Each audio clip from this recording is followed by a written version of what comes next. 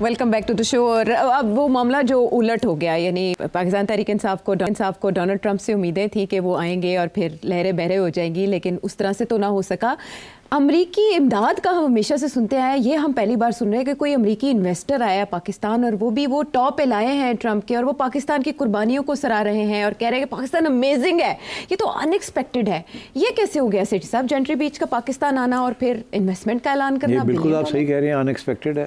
हमें तो यहाँ ये कहा जा रहा था कि कोई आने के लिए तैयार नहीं है, यहाँ से लोग भाग रहे हैं and so on and so fourth. क्या हमारे अपने लोग जो हैं दुबई में इन्वेस्टमेंट्स कर रहे हैं, और ये अमेरिकन डेलीगेशन आई है और उन्होंने आके उनके लीडर ने जो बातें की हैं, मैंने तो खुद एक एक बात सुनी है, and I must say pleasantly surprised. एक तो इसके दो पहलू थे ना।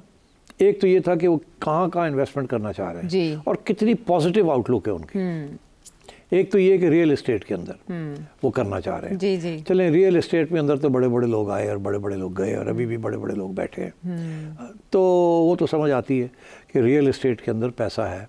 मगर उन्होंने जो अगली बात की है, इट्स इवन मोर इंटरेस्टिंग, कि we are interested in minerals. अच्छा। बिकॉज उनके बयान के मुताबिक Pakistan has a huge resource of minerals, और ये वो मिनरल्स हैं जिनकी सख्त ज़रूरत अमेरिका को, जो अफगानिस्तान में भी पाए जाते हैं और आपके यहाँ भी पाए जाते हैं। ग्रीनलैंड को भी इसीलिए टारगेट कर रहे हैं, इसीलिए टारगेट मिनरल्स के लिए। और ये कह रहे हैं कि हमने तो वो भी उधर भी जाना है जी। तो ये रियल एस्टेट और mineral development is a huge industry, potential industry. और कुछ लोग तो ये कहते हैं कि ये रेयर अर्थ मिनरल्स जिसे कहते हैं आप, रेयर अर्थ, जिससे ये फ्यूचर सेमीकंडक्टर्स भी बनते हैं और बैटरीज भी बनती हैं, so which is the way of the future. तो वो समझ रहे हैं कि उसकी एक्सट्रैक्शन के लिए यहाँ बड़ी गुंजाइश है। तो आप तो रिको डिको भूल जाएंगे अगर ये मेजर डेवलपमेंट होगी। और साथ उन्होंने ये भी कहा कि ऑयल एंड गैस, उन्होंने एक बड़ा इंपॉर्टेंट पॉइंट बताया। उन्होंने कहा कि जी हम वहाँ जाके इन्वेस्टमेंट करते हैं जहाँ ऑयल ढूंढना पड़ता है, ठीक, और जब ऑयल मिल जाता है तो फिर हमें सोचना पड़ता है कि इसको पहुँचाएंगे कैसे कंज्यूमर तक। उसके लिए इंफ्रास्ट्रक्चर नहीं होता थर्ड वर्ल्ड में, वो बनाना पड़ता है, पाइपलाइंस ले करनी पड़ती हैं, ये करना पड़ता है, वो करना पड़ता है।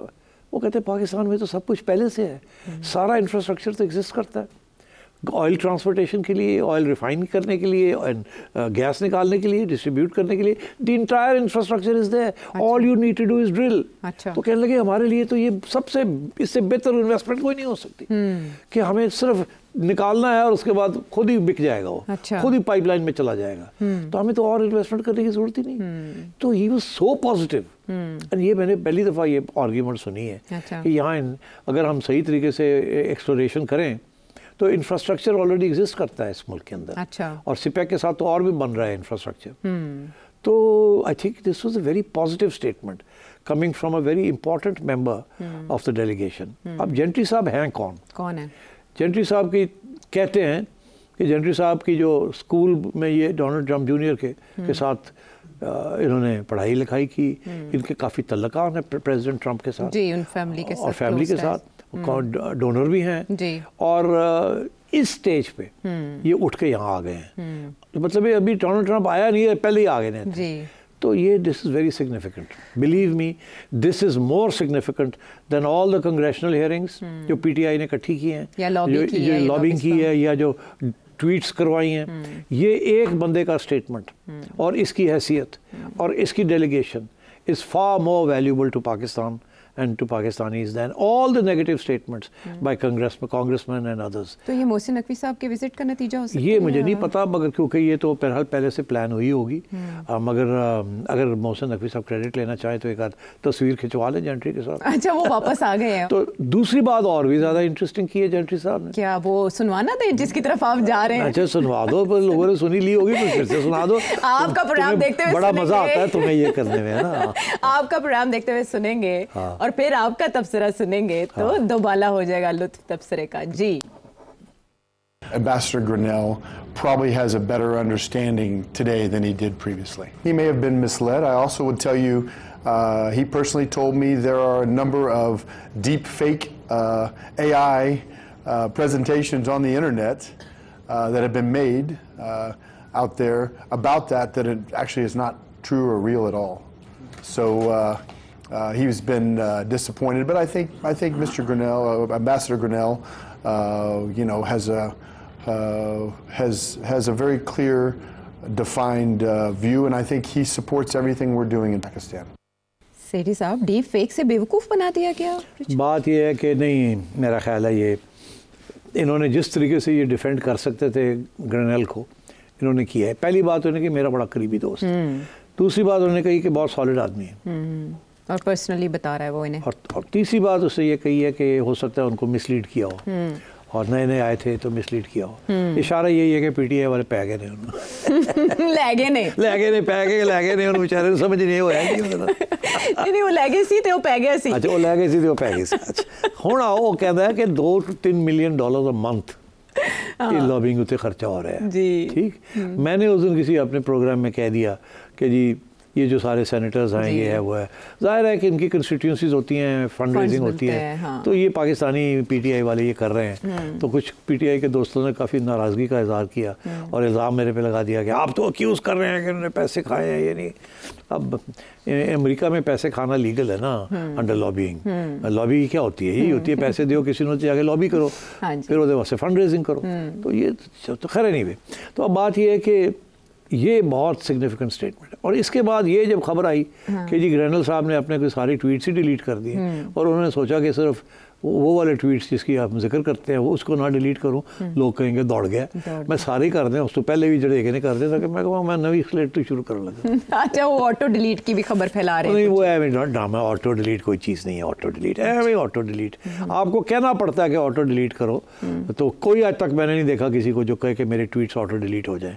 फैसिलिटी होती है कि जी 15 दिन के बाद ऑटो डिलीट हो जाए, कोई नहीं करता। अच्छा। ये सब ड्रामा है, उसने डिलीट किए अपने सारे ट्वीट्स, उसको बता दिया गया। और आपको पता है पिछले प्रोग्राम में पिछले हफ्ते मैंने कहा था कि डोनाल्ड ट्रंप की तरफ से इंस्ट्रक्शंस आए हैं कि मेहरबानी करके मुंह बंद रखो, हाली पॉलिसीज बढ़िया नहीं थी, तुझे पहले शुरू हो गए हो। सबको ये एडवाइजरी आई थी अक्रॉस द बोर्ड, तो वो हो गया, अब सब चुप ने, अब सब बड़े तरीके से बात कर रहे हैं। यहाँ तक कि जो डोनाल्ड ट्रंप के कुछ एग्जीक्यूटिव ऑर्डर्स हैं जो जिसका इम्पैक्ट हो रहा है on health, medicine and other disadvantage groups, वो जो उससे फंडिंग बंद कर दी, वहाँ भी चैलेंज हो गए हैं और फेडरल जज ने एक तो वहाँ स्टे दे दी। और अब वो जो स्टेट डिपार्टमेंट और वाइट हाउस जो कहते हैं नहीं हम इनको अमेंड कर देते हैं, इनको छोड़ देते हैं, इनको एग्जेम्पशंस दे देते हैं। तो ये सब चीज़ें चल रही हैं। डोनाल्ड ट्रंप ने भी आधे सार ड्रामा किया कि मैंने वादा किया था, मैंने कर दिया। अब देखना सॉरी करके एक एक चीज़ जो है ना वो कैंसिल होती जाएगी, अमेंड होती जाएगी प्रेशर के। हाँ मगर हाँ, और वो उसको पता है इज अ प्लेयर, उनको पता है कि पहले मैं कर दिया ना तो लोग मेरी कंस्टिट्यूंसी बड़ी खुश हो जाएगी, बाकी फिर बाद में रिट्रीट कर लांगा जरूरत पड़ी थी। अच्छा सेठ साहब, जो भी इन्वेस्टर्स पाकिस्तान आते हैं और इतनी बड़ी इन्वेस्टमेंट के वादे लेकर आते हैं, SIFC के अंडर ही सारी इन्वेस्टमेंट को फैसिलिटेट किया जाता है? मेरा ख्याल है कि SIFC has to take credit for this, क्योंकि वन विंडो ऑपरेशन अश्योरेंस देना ये तो आपको पता है कौन दे सकता है और कौन नहीं दे सकता। एग्जैक्टली, वो भी जानते हैं। तो ये बताएं कि वजारत ख़ारजा मोहसिन नकवी साहब का विज़िट हो या ये इन्वेस्टमेंट हो, ऐसे लाताल्लुक़ इसहाक़ डार साहब कहीं दिखाई नहीं देते, वजारत ख़ारजा कोई तबसरा नहीं करती इस विज़िट या इन्वेस्टमेंट के ऊपर। Very interesting. देखिए नकवी साहब का तो कोई तल्लुक़ नहीं है इसमें, आप उनको हमें बीच में ले आती। अच्छा वो विजिट करके आए तो हमें लगा कि सारा खेल ही पलट दिया ना, 5 साल पलट दिया उन्होंने लॉबिंग का। तो यहाँ पहले पहुँच गया, नकवी साहब तो बाद में आए। हाँ लेकिन वहाँ कुछ करके आए। अच्छा चलो give him the benefit of the doubt, Aldous उन्होंने क्लेम नहीं किया। अच्छा मगर अगली बात ये है कि ये आप कह रहे हैं कि वजारत ख़ारजा जो है हाँ टोटल आउट, क्या वो चाइनीज़ जो एक केस सामने आया था वो एक बयानबाजी कर दी थी इसहाक़ डार साहब ने, बड़ा उन्हें उस पर नहीं, मेरा ख्याल है ऐसी कोई बात उसके बाद नहीं से चुप है। नहीं ऐसी कोई बात नहीं है। वजारत ख़ारजा का क्या तल्लुक़ है विद फॉरेन इन्वेस्टमेंट? अगर किसी का तल्लुक़ है तो प्राइम मिनिस्टर का है, प्राइम मिनिस्टर ने मिल लिया है, प्राइम मिनिस्टर की पूरी टीम वहाँ बैठी हुई थी, all the relevant ministers were represented, commerce and trade and board of investment वगैरह। तो आप मेरा ख्याल है गड़बड़ करने की कोशिश कर रही हैं। I will not fall into that trap. नहीं मैं गड़बड़ नहीं, असल में जानने की कोशिश कर रही हूँ कि सारे स्टेक होल्डर्स ऑन बोर्ड हों, इतनी अच्छी इन्वेस्टमेंट आ रही है और पाकिस्तान के लिए ठंडी हवा के झोंके चलने शुरू है जो फैसल। नहीं मैं कह रहा हूँ this is very significant, very significant. हमने आज प्रोग्राम शुरू किया बाय क्रिटिसाइजिंग द गवर्नमेंट जी और एंड किया बाय प्रेजिंग द गवर्नमेंट। तो अभी एक हमारा प्रोग्राम बननी होगा। अच्छा ठीक है चलें। हाँ, हमने बैलेंस कर दिया, अच्छे कामों को अप्रिशिएट भी करते हैं और जहाँ हमें नज़र आती है खराबी वहाँ पर हम कोशिश करते हैं सुधार लाने की भी। बहरहाल इन्वेस्टमेंट पाकिस्तान के लिए ठंडी हवा का झोंका है, वो भी अमेरिकी इन्वेस्टमेंट, जहाँ से ये खदशा जाहिर किए जा रहे थे कि हुकूमत के ऊपर दबाव आएगा, वहाँ से आई। इसके पहलू क्या है आपने जाने। मजीद कोई सवाल जानना चाहें, पूछना चाहें, इस नंबर पर भेजें। अगले प्रोग्राम तक के लिए इजाज़त दें।